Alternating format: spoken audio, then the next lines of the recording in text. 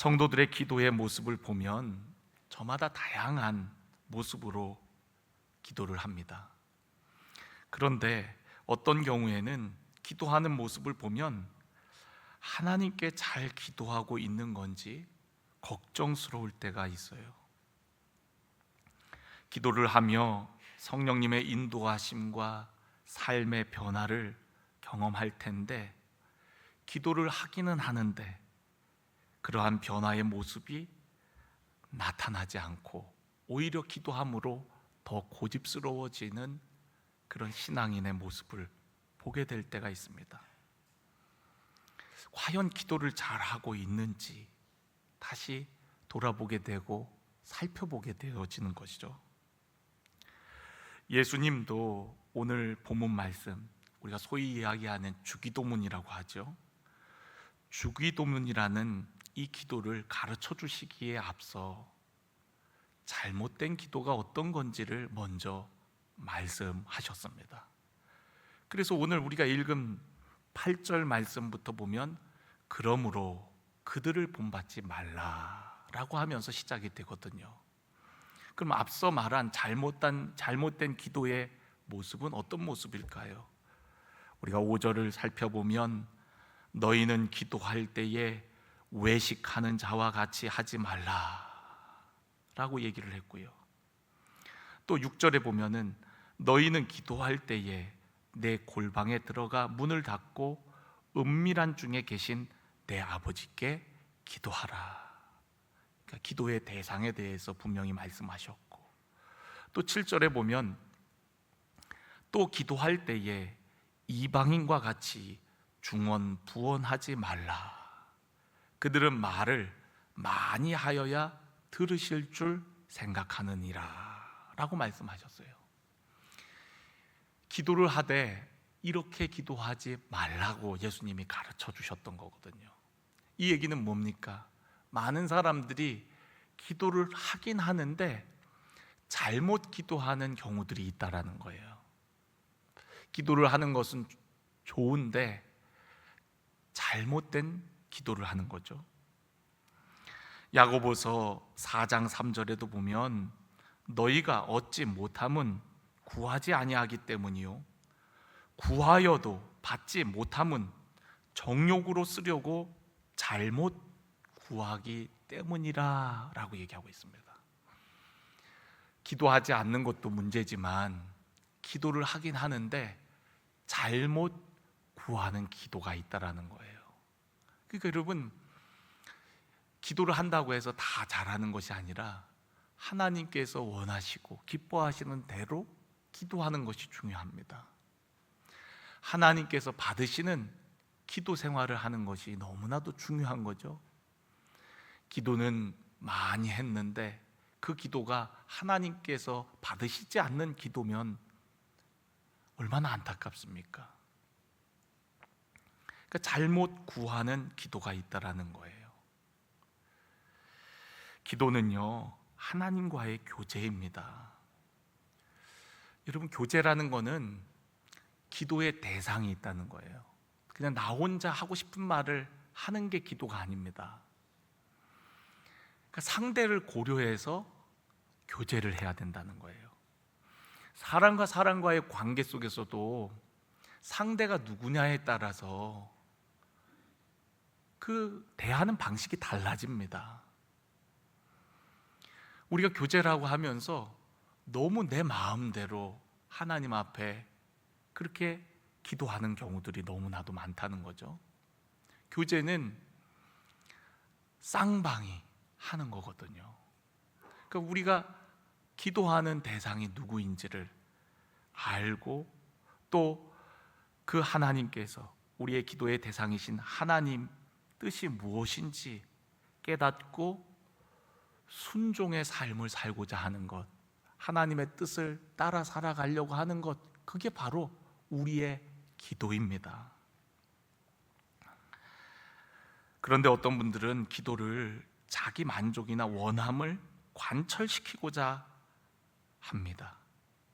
그래서 하나님의 응답, 또 하나님의 뜻보다 더 중요한 것이 자신의 계획과 생각에 대한 하나님의 확답이나 도움을 위해 기도를 하는 거예요. 마치 하나님 아닌 다른 우상을 섬기는 사람들처럼, 마치 이방인들처럼, 세상 사람들처럼 기도하는 경우들이 있다라는 거예요. 그래서 오늘 예수님도 그렇게 하지 말라는 거예요. 그렇게 하지 말라는 겁니다. 우리나라는 샤머니즘적인 그런 문화의 영향을 많이 받았죠. 그래서 기도를 많이 해야 되고, 물론 많이 하는 가운데 하나님과의 친밀한 관계가 생기는 것도 사실이에요. 그런데 우리가 하나님 앞에 마치 오랜 시간을, 그리고 정성을 들여서, 그래서 결국에는 내 뜻을 이루고 마는, 마치 떼 쓰듯이 하는 그런 기도로 나아가는 경우들이 많단 말이죠. 우리 세상 종교들은 뭐 횟수가 중요하고 뭐 정성을 들여서, 물론 우리가 하나님을 대할 때 그런 정성된 마음이 없어서는 안 되겠죠. 그런데 세상 종교에서 얘기하는 그런 거 말고, 하나님은 우리의 마음을 원하시는 거지, 중심을 원하는 거지, 행위적인 열심이나 정성 이런 거 말고 정말 하나님 앞에 우리가 어떠한 존재로 나아가야 되는지를 분명히 깨닫고 아는 것이 너무나도 중요하다는 거죠. 성경을 보면 여러 믿음의 사람들의 기도가 나오지만, 그 중에서도 우리가 가장 중요하고 많이 하는 기도는 주기도문이거든요. 저도 어려서부터 교회를 가면은 항상 주기도문을 했어요. 주기도문을 그냥 형식적으로 했습니다. 처음에 교회를 가서 주기도문 외우는 것부터 가르치더라고요. 그래서 주기도문을 외워서 예배 때마다, 끝날 때마다 주기도문을 했습니다. 근데 제가 나중에 은혜를 받고 나서 성경을 읽는데, 이 주기도문이 예수님이 가르쳐 주신 기도이구나, 성경 속에 있구나 하는 것을 보고서 놀랐었어요. 야, 이거 예수님이 말씀하신 기도구나. 이 교회에서 외우도록 했던 이 주기도문이 마태복음 6장과 누가복음 11장에 나오는 예수님이 가르쳐 주신, 너희는 이렇게 기도하라고 알려주신 기도구나 하는 것을 깨닫고 너무나도 놀라워했거든요. 누가복음 11장을 보면은 제자들이 예수님께 와서 기도를 가르쳐 달라고 얘기를 해요. 기도를. 제자들이 예수님께 사람들과 소통하는 법을 가르쳐 달라고 요청하지 않았습니다. 전도를 어떻게 해야 돼요? 설교를 어떻게 해야 돼요? 사람들과의 관계를 어떻게 해야 돼요? 이런 건 묻지 않았습니다. 우리에게 기도를 가르쳐 달라고 얘기했어요. 여러분, 예수님은 놀라울 정도로 기도의 삶을 사셨습니다. 예수님은 하나님과 동등된 분이시고 우리의 기도를 들으시는 하나님의 아들이십니다. 그런데 예수님께서 이 땅에 오셔갖고 사람들에게, 제자들에게 기도에 대해서 가르쳐 주셨을 뿐만 아니라 기도의 삶을 사셨어요.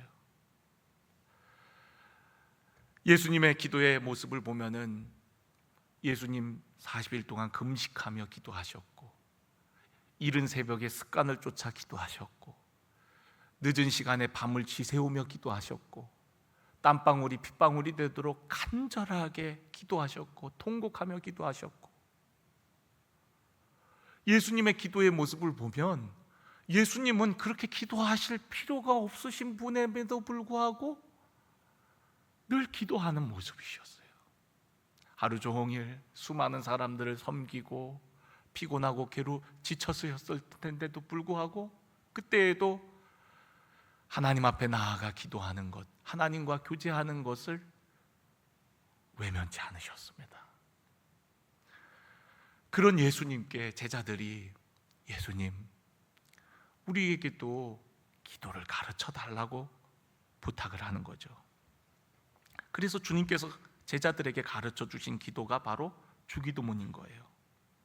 성경에 많은 기도의 모범이 나오지만 그 중에서도 예수님께서 가르쳐 주신 이 주기도문이야말로 기도에 가장 우리에게 많은 영향을 주고 모범이 되는 기도인 거예요. 우리는 예수님이 가르쳐 주신 이 주기도문을 깊이 묵상함으로 말미암아 기도의 원리와 지혜와 방법을 깨닫기를 간절히 원합니다. 주기도문을 통하여 누구에게 기도를 하는지, 또 왜 기도해야 하는지, 무엇을 위해 기도해야 하는지, 어떻게 구체적으로 기도해야 하는지를 알기를 간절히 원합니다. 우리는 주기도문을 통해 하나님께서 기뻐하시는 뜻을 깨닫게 되고요, 사람이 필요로 하는 것이 무엇인지를 알게 되어집니다. 주기도문을 가르쳐 주신 예수님은 우리 신앙의 주초와 같으신 분이에요. 우리는 반석이신 예수님이 가르쳐 주신 이 기도를 통하여 기도를 배울 때 우리는 반석 위에 기도의 집을 지을 수 있는 줄로 믿습니다. 뭐든지 기초나 기본이 중요해요. 이런 기초가 제대로 되어 있지 않고 드립다 하니까 결국에는 하면서도 잘못된 방향으로 가고 잘못된 줄도 모르고, 그리고 하나님께서 약속하신 풍성한 열매를 맺지를 못하는 겁니다. 그러니까 여러분, 우리를 점검해야 되는 거죠. 하나님이 기도를 안 들으시는 것이 아니라 안 들을 수밖에 없는 기도를 하면서 하나님 내게 응답하시지 않는다 그러면 그것은 문제가 나에게 있는 것이죠. 프로 선수들도 또 악기를 연주하는 분들도 이렇게 하다 보면 어느 순간 슬럼프가 오고 막히는 때가 있다고 합니다. 그러면 다시 기초적인 것들을 점검한다는 거예요. 기본으로 돌아간다는 거예요. 그러므로 인해서 다시 기본을 탄탄히 하고 또 다른 것들을 연습할 때 그 슬럼프를 극복해 나갈 수가 있는 거죠. 신앙도 마찬가지입니다. 기초가 중요합니다. 기초가 되어 있지 않은 채 무조건 열심히 한다고 해서 그 열심이 우리에게 꼭 유익한 것은 아니라는 거예요. 우리의 신앙의 뿌리가 하나님의 말씀이라는 기초에 뿌리 내리고 있을 때 마침내 열매를 맺을 수 있는 것처럼, 사람이란 환경의 영향을 받지 아니할 수 없는 존재이지만 바람이 불어도 비가 와도 창수가 나도 흔들리지 않을 수 있는 것은 기초가 튼튼해야 되거든요.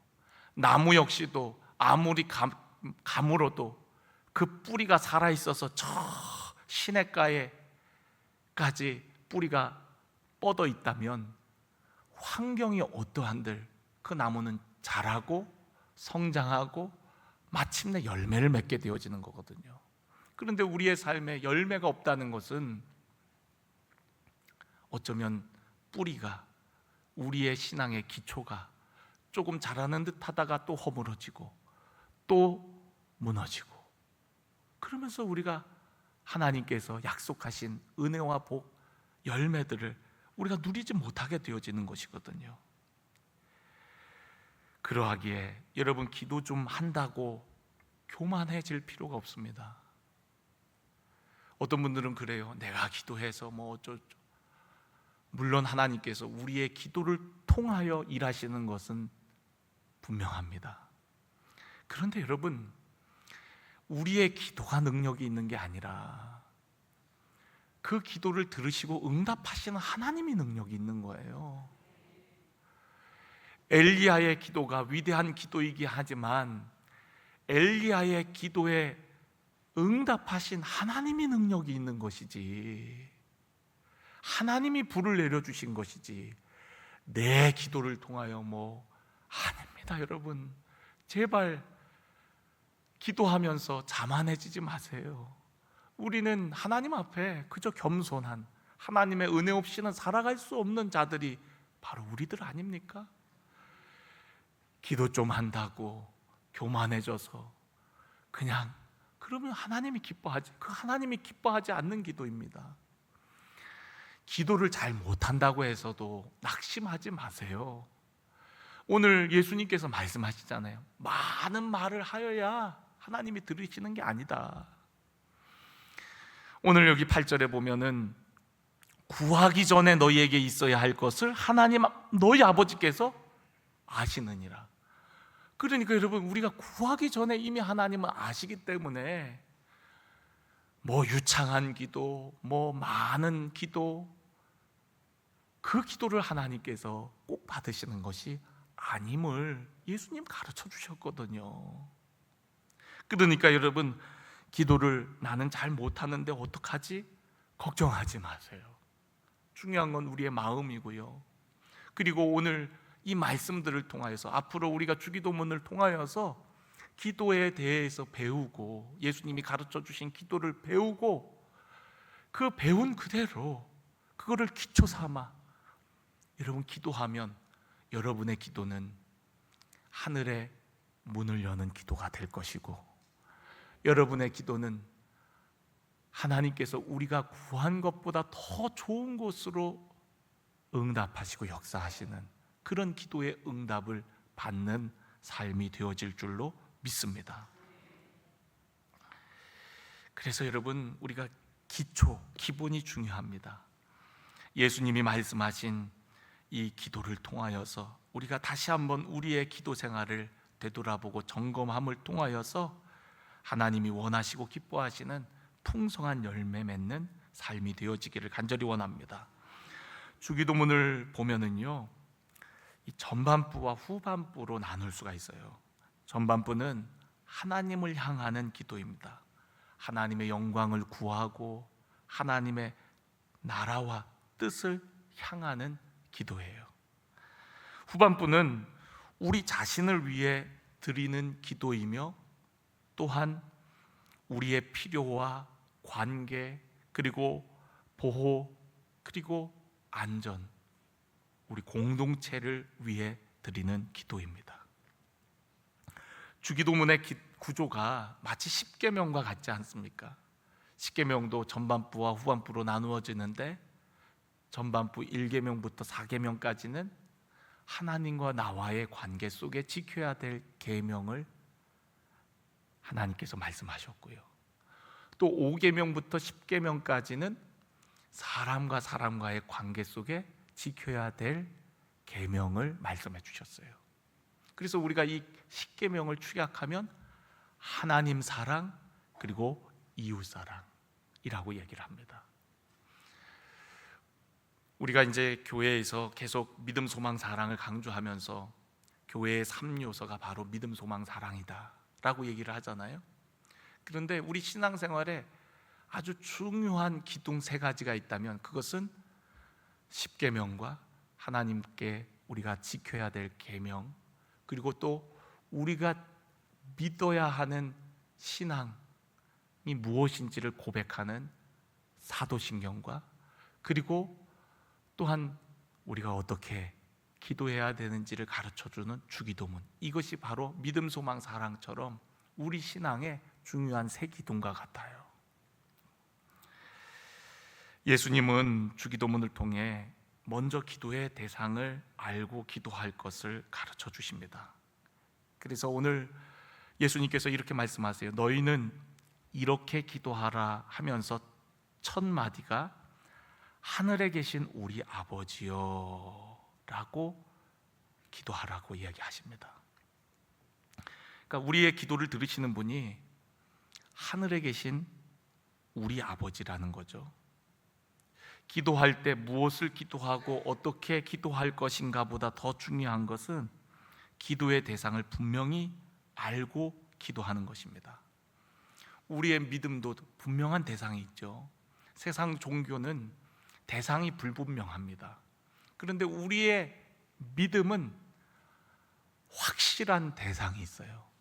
그 확실한 대상이 누굽니까? 예수 그리스도예요. 믿음의 주요 또 온전케 하시는 예수를 바라보자. 그러니까 예수님이 우리의 믿음의 대상이거든요. 예수님께서 이 땅에 오시고 우리를 위해 하신 일들, 그리고 죽으시고 부활하시고 승천하셔서 지금도 성령으로 우리와 함께 하시는 이 모든 것을 우리는 믿는 겁니다. 그래서 우리가 사도신경을 예배 때마다 고백을 하는데 천지를 창조하신 전능하신 하나님을 믿는다 그러고, 그리고 예수님의 삶에 대해서 이야기합니다. 이 땅에 오시고 또한 우리를 위해 고난당하시고 죽으시고 부활하셔서 만왕의 왕권을 가지고 다시 오실 그 재림의 주까지 우리가 고백을 하죠. 그리고 우리와 함께 하시는 성령님을 믿는다고 고백을 합니다. 그러니까 여러분, 우리는 분명한 믿음의 대상, 믿음의 내용이 있단 말이에요.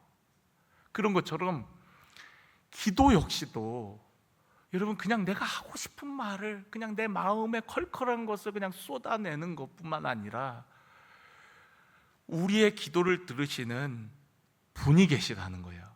우리의 기도가 향하는 분이 계시다는 거예요. 그분이 누굽니까? 바로 하나님 아버지라는 거예요. 우리의 기도가 향하는 곳은, 기도의 대상은 바로 하늘에 계신 우리 아버지라는 겁니다. 여러분, 하늘에 계신이라고 하는 표현은 단순히 공간적으로 저 위에 계시는 분이라는 의미가 아니라, 하늘에 계시다는 것은 온 우주 만물을 창조하시고 다스리시는 하나님이라는 그런 의미가 함축되어 있는 거예요. 또 여러분, 하늘은 어디나 보이잖아요. 우리가 아무리 사방이 막혀도 하늘은 뚫려 있다라고 얘기하는 것처럼 하나님은 무소부재하신 하나님이라는 거예요. 하늘에 계신 하나님이라는 표현, 아버지라는 표현은 하나님은 어디나 계시다, 어디나 계시는 하나님. 그리고 하늘이라는 표현은 그분은 전능하신 하나님임을 고백하는 거예요. 우리가 우리의 도움을 하늘에 구한다 그러잖아요. 그러니까 하늘은 하나님이 계신 곳, 전능하신 하나님께서 우리를 도우실 것을 사모함으로 하늘의 창을 열고 기도를 하는 거거든요. 그러니까 단순히 이거는 공간적인 개념을 이야기하는 것이 아니라 하나님이 어떠하신 분인가를 우리에게 말씀해 주는 표현이에요. 하나님은 만물을 다스리시는 주관자이시고, 그리고 하나님은 무소부재하신 분이고, 하나님은 전능하신 분이라는 거예요. 그런데 그런 하나님을 우리 아버지라고 부르며 기도할 것을 가르쳐 주십니다. 여러분, 이게 얼마나 놀라운 사실인지 몰라요. 지금 우리는 예수님의 영으로 말미암아 하나님을 그냥 편하게 아버지 이렇게 부르지만, 예수님 당시의 성도들, 또 구약의 이스라엘 백성들은요, 하나님을 아버지라고 못 불렀습니다. 아니, 하나님의 이름 자체를 아예 부르지를 못했어요. 왜냐하면 하나님이 너무 어렵고 너무 두렵고 너무 경외한 나머지 하나님에 대해서 그 이름조차를 그냥 말할 수가 없었던 거거든요. 오늘 우리 찬양대가 하나님의 이름을 이야기했잖아요. 뭐 여호와 샬롬, 여호와 멜레, 또 여호와 이레, 또 뭐 했죠? 니시요. 여호와 니시, 로이. 이게 하나님을 표현하는 이름들이에요. 그런데 여러분, 가장 구약에서 많이 하나님에 대해서 칭하는 이름이 바로 여호와입니다. 여호와. 근데 여호와는요, 여호와가 아닐 수 있어요. 그게 무슨 말이냐? 그 여호와라는 그 히브리어, 하나님을 가리키는 그 히브리어 문자는 자음 네자로 구성이 되어 있습니다. 그런데 그 이름을 입 밖에 내는 조차도 두려워해서 그 부분은 그냥 하고 지나가든지 아니면 그 부분을 대체해서 읽었단 말이에요. 뭐라고 대체해서 읽었냐면 아도나이. 아도나이가 뭡니까? 주님이라는 뜻이에요. 그러니까 주님이라고 하면서 하다 보니까 그 자를 처음에 뭐라고 읽었는지를 까먹은 거예요. 잃어버린 거예요. 그래서 순복음에서는 여호와를 뭐라고 불러요? 우리 조용기 목사님 야훼께서 이러시대 그러면서 그러잖아요. 거긴 야훼라고 불러요. 그게 이제 성경학자들에 의해서 야훼가 더 이제 맞을 거다 생각해갖고 야훼라고 부르거든요. 순복음에서는 여호와라고 되어 있는 부분을 다 야훼라고 불러요. 그럼 왜 여호와라고 됐냐?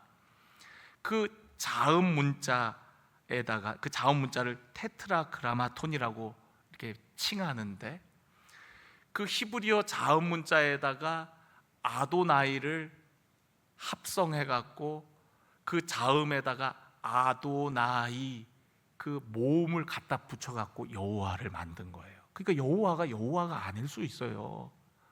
진짜 부르는 명칭은. 그렇게 해서 우리가 이제 여호와라고 부르긴 하지만 그만큼 여러분 이스라엘 백성들이 하나님의 이름을 부르는 걸 두려워했단 말이에요. 성경을 필사하는 학자들은 성경을 막 쓰다가 여호와라는 이름이 나오면은 붓을 다시 씻어갖고 깨끗하게 해서 다시 새 잉크를 묻혀갖고 그 이름을 적을 정도로 그만큼 하나님을 경외했단 말이에요. 그래서 그분의 이름을 함부로 부를 수가 없었어요. 그런데 예수님께서 하나님을 아버지라고 부르실 뿐만 아니라 하나님을 아버지라고 부르고 하나님과 나는 하나다 이런 얘기해갖고 유대인들에게 막 죽임당할 뻔도 하셨잖아요. 그만큼 유대인들에게는 하나님을 아버지라고 부르는 것을 아주 신성모독이라고 여길 정도였단 말이에요. 그런데 예수님이 자신만 하나님을 아버지라고 부를 뿐만 아니라 너희들도 이제부터는 기도할 때에 하늘에 계신 우리 아버지라고 불러라. 하나님을 아버지라고 부르라는 거예요. 여러분, 예수님은 하나님의 아들이니까 당연히 아버지라고 부를 수 있겠지요. 그러나 여러분, 우리는 하나님을 주님이라고 부르면서 그렇게 어려워했는데 이제부터는 하나님을 아바라고 부르라는 거예요. 이 성경이 쓰여졌을 때 예수님께서는 주로 아람어로 말씀하셨는데 아람어로 아버지라는 뜻은 아바, 우리말로 얘기하면 아빠, 하늘에 계신 아빠 이렇게 부르라는 거예요. 여러분, 이게 얼마나 놀라운 일입니까? 지금까지는 하나님이 너무 어렵고 하나님과 우리와의 관계는 주인과 종의 관계였어요.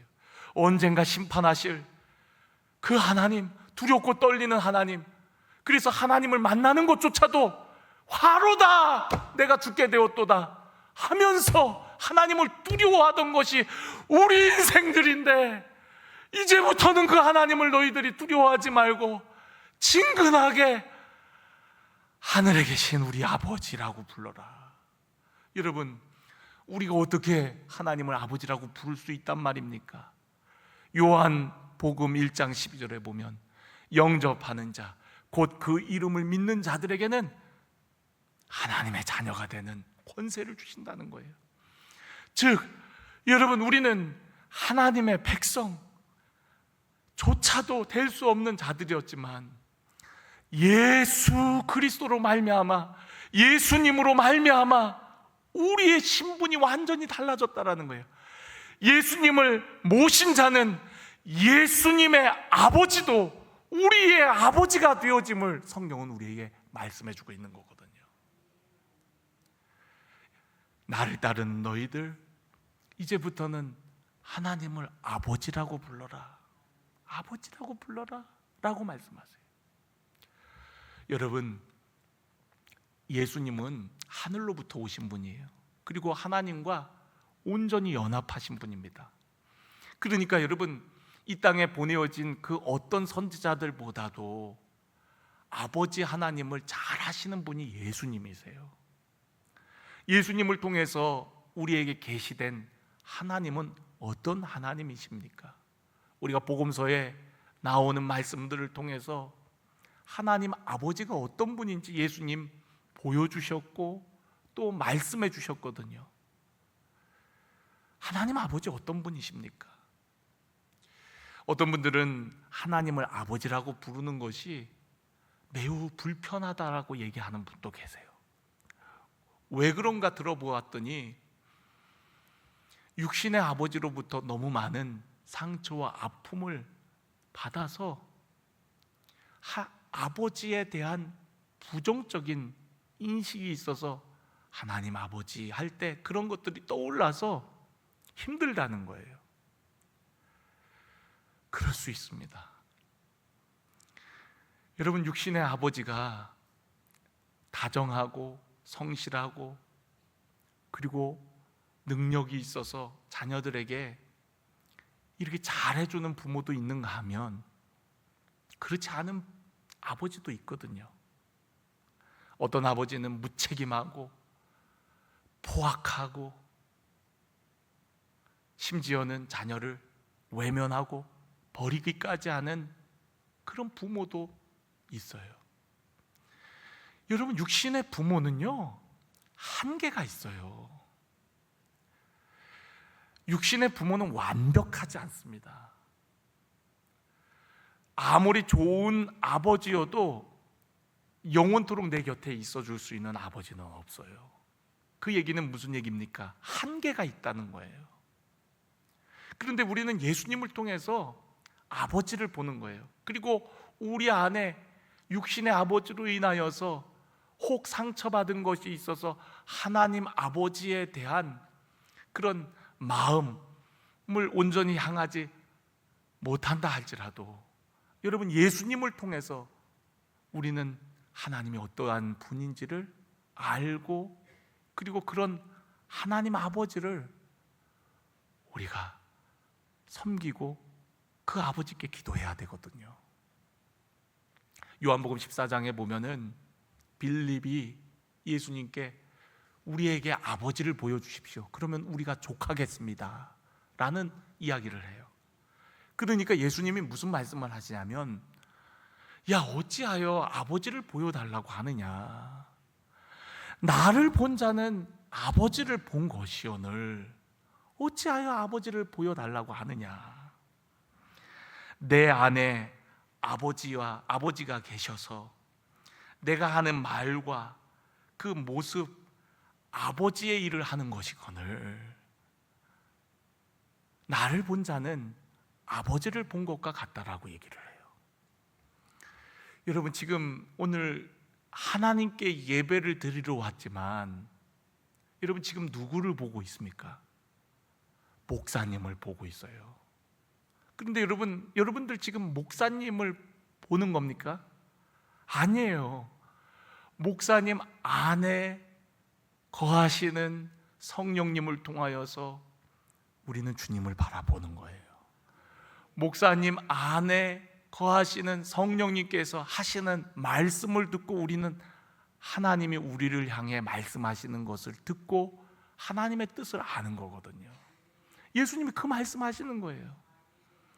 아버지가 내 안에 거하거늘 너희들 지금까지 아버지께서 하시는 말씀을 내가 너희에게 일렀는데, 아버지께서 하라고 하신 일들을 내가 행했는데 나를 보며 너희들이 아버지를 모른다고? 보지 못하였다고? 라고 말씀하시는 거예요. 요한복음 15장에 동일하게 말씀하시잖아요. 너희가 내 안에, 내가 너희 안에 거하면 많은 열매를 맺는다고. 이제는 내가 사는 것이 아니라, 여러분 버젓이 살아있는데 누가 사는 거예요? 내 안에 계시는 그리스도께서 사시는 것이라고. 그래서 내가 사는 것은 이제는 주님이 사는 삶이란, 주를 위한 사는 삶이라고 얘기하는 거예요. 아니, 보여지는 건 목사님인데 무슨 우리가 지금 하나님께 예배를 드리는 겁니까? 안에 계신 그 주님을 통하여 우리는 지금 우리에게 말씀하시는 하나님의 말씀을 듣는 거거든요. 지금 예수님이 그렇게 말씀하시는 거예요. 여러분, 그러면 그 하나님은 어떤 하나님이십니까? 예수님이 수도 없이 너무 많은 말씀을 하셨지만 그 중에 몇 가지만, 마태복음 7장 11절에 보면 기도에 대해서 말씀하시면서 너희가 악한 자라도 좋은 것으로 자식에게 줄 알거든 하물며 하늘에 계신 너희 아버지께서 구하는 자에게 좋은 것으로 주시지 않겠느냐. 여러분, 하나님은요, 이런 육신의 아버지의 한계를 초월하시는 분인데, 육신의 아버지도 어쨌든 간에 괜찮은 아버지는 자녀에게 뭘 좋은 걸 해주잖아요. 그런데 그런 아버지보다도, 좋은 걸 해주시는 좋은 아버지, 육신의 아버지보다도 더 좋으신 하나님이 바로 우리의 아버지다라고 얘기를 하는 겁니다. 그렇죠, 여러분. 여러분, 하나님 아버지가 우리에게 정말 좋은 걸 주셨는데 뭘 주셨나요? 뭘 주셨어요? 여러분, 뭐 받으셨어요? 네? 그건 두 번째예요. 첫 번째는 뭘 주셨냐면 우리에게 독생자를 주셨어요. 독생자를 주셨습니다. 하나님이 우리를 사랑하셔서 독생자를 주셨으니, 요한복음 3장 16절, 독생자를 주셨어요. 하나님 너무나도 우리를 사랑하셔서 하나밖에 없는 아들 예수님을 우리를 위해 주셨단 말이죠. 로마서 8장 32절에 자기 아들을 아끼지 아니하시고 우리 모든 사람을 위하여 내주시니가 어찌 그 아들과 함께 모든 것을 우리에게 주시지 아니하겠느냐 라고 말씀하셨어요.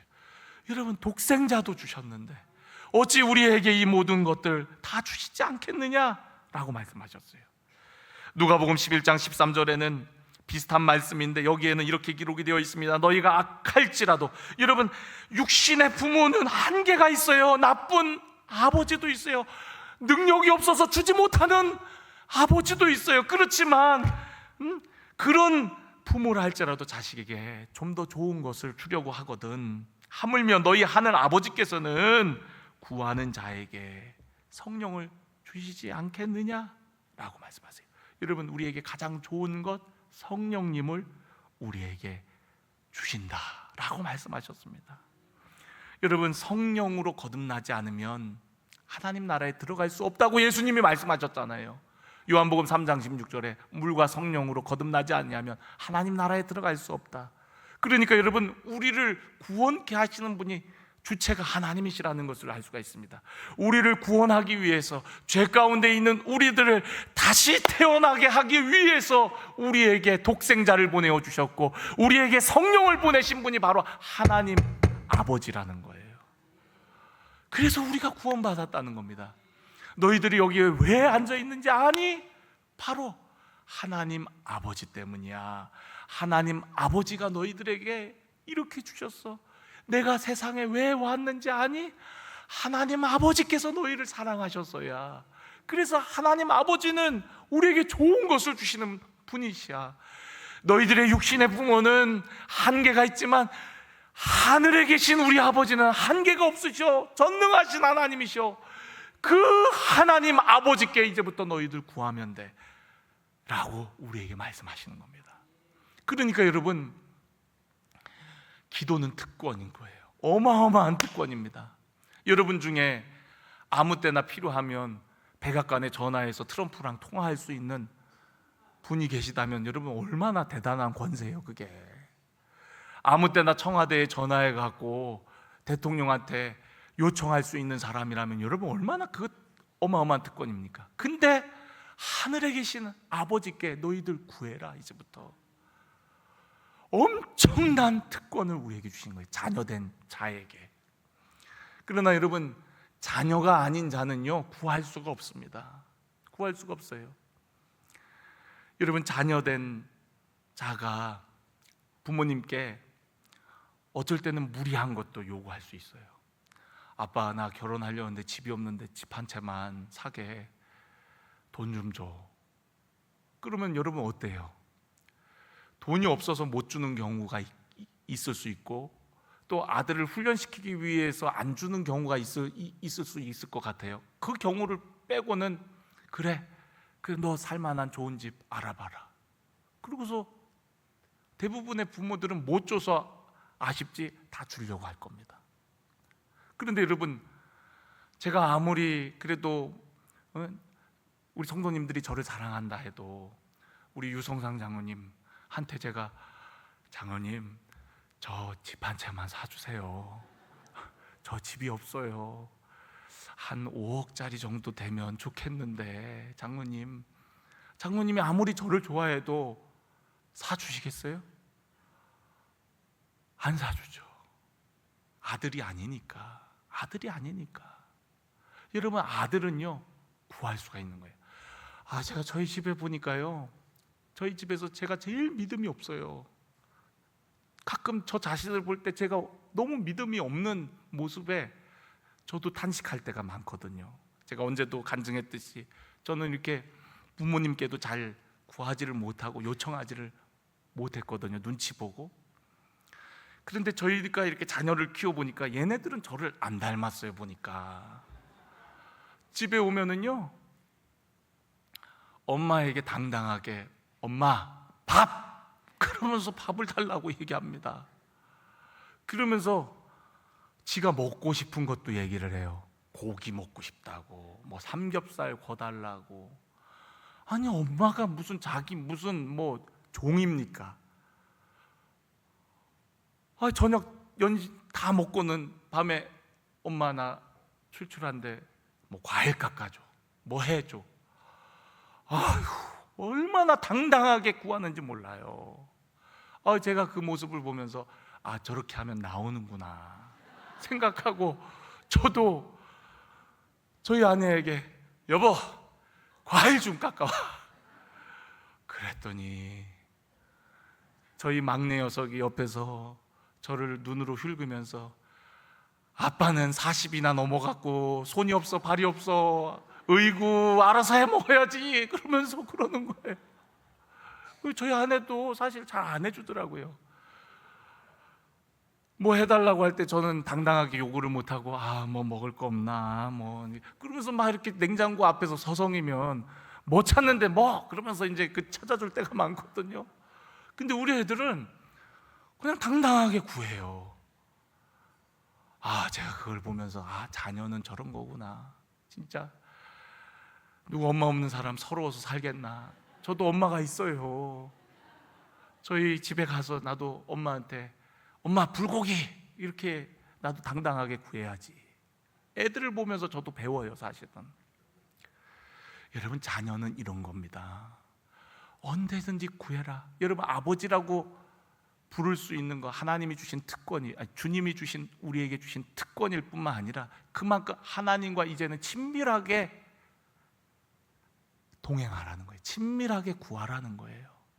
예전에는 그냥 어려워갖고 그 앞에 나아가지도 못하고 1년에 한 번 제사장 한 명만 그냥 막 일주일 전이 아니라 1년 내내 그 하루를 위해서 자신을 돌아보고 정결케 하고 깨끗게 하고, 그래도 죽을까봐 두려워갖고 막 그냥 벌벌 떨면서 하나님 앞에 나아가서 주님 그러면서 어렵게 하나님을 불렀다면, 이제부터 너희들 내가 아들이지 않냐, 이제 너희들 양자 삼았다, 너희들 내 동생 삼았다, 나를 믿고 따르는 자들은 이제 하나님의 자녀가 되는 특권을 주셨다.